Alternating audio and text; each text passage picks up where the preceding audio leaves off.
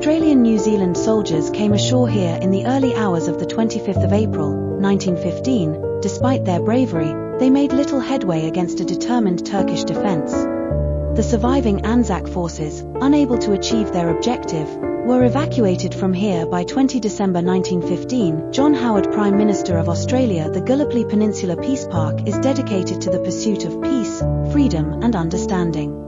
In establishing this site within the park, Australia and New Zealand demonstrate they share these ideals with Turkey and with democratic nations. Helen Clark, Prime Minister of New Zealand, dedicated in the presence of Professor Drive N. Kagan, Minister for Forestry, Government of the Republic of Turkey, 25 April 2000.